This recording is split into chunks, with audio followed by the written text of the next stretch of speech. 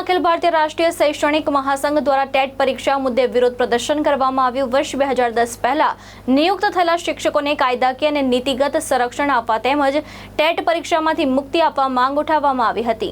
અખિલ ભારતીય રાષ્ટ્રીય શૈક્ષણિક મહાસંઘ દ્વારા સુરતમાં વિરોધ પ્રદર્શન યોજવામાં આવ્યું હતું।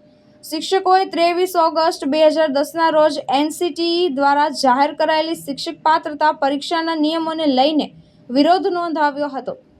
શિક્ષકોનું કહેવું છે કે વર્ષ 2010 પહેલા નિયુક્ત થયેલા શિક્ષકોની નિમણૂક તે સમયના અમલમાં રહેલા નિયમો અને પાત્રતા ધોરણો અનુસાર સંપૂર્ણ કાયદેસર અને માન્ય હતી।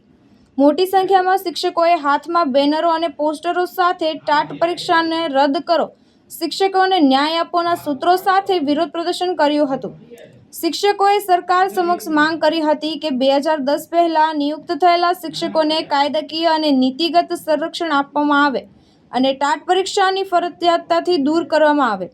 શિક્ષકોના જણાવ્યા મુજબ ટાટ પરીક્ષાના નિયમોમાંથી 10 થી 20 વર્ષથી શિક્ષક કાર્ય કરતા લાખો શિક્ષકો સીધી અસર હેઠળ આવ્યા છે અને લાંબા સમયથી સેવા આપતા શિક્ષકો સાથે અન્યાય ન થાય તે માટે આ વિરોધ કરવામાં આવી રહ્યો છે। નીના હેમેન્દ્ર દેસાઈ, મહિલા ઉપાધ્યક્ષ, અખિલ ભારતીય રાષ્ટ્રીય શૈક્ષિક મહાસંઘમાં હું સુરત મહાનગરમાં મહિલા ઉપાધ્યક્ષ તરીકેની જવાબદારી વહન કરું છું।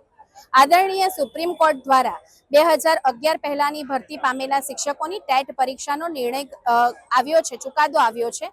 તો આપણા ભારત દેશમાં ન્યાયતંત્ર અને લોકતંત્ર એમ બે પક્ષ છે। તો આદરણીય પ્રધાનમંત્રી શ્રીને અને રાજ્ય કક્ષાના મંત્રીશ્રીઓને ભારતભરના શિક્ષકો વતી એક નમ્ર અપીલ છે કે આજથી 25 વર્ષ પહેલા જ્યારે શિક્ષકોની ભરતી થયેલ હતી ત્યારે અમે જે તે પરીક્ષાઓ પાસ કરીને સરકારશ્રીની મેરિટ યાદીમાં સ્થાન પ્રાપ્ત કરીને પછી આ નોકરી મેળવેલ છે અને વખતો વખત અમે તાલીમ લઈને પ્રી ટેસ્ટ પોસ્ટ ટેસ્ટ પણ આપીએ છીએ। તો એમાં અમારા 25 વર્ષના અનુભવનો ઉમેરો થયો છે। તો આ અમારી યોગ્યતાને માન્ય ગણીને આખા ભારતભરમાં સરકારશ્રીને નમ્ર અપીલ છે કે શિક્ષકોની ટેટ પરીક્ષા નાબૂદ કરી આપે। કેટલા લોકો આમાં જોડાયા છે?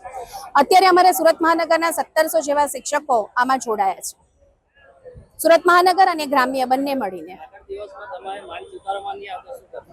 આગળ અમારા પ્રાંત દ્વારા જે અમને કાર્યક્રમ ઘડીને નક્કી કરવામાં આવશે તે મુજબ અમે કાર્યક્રમ આપીશું। ભાવેશ ઉપાધ્યાય, દ્રષ્ટિકોણ ન્યૂઝ, સુરત।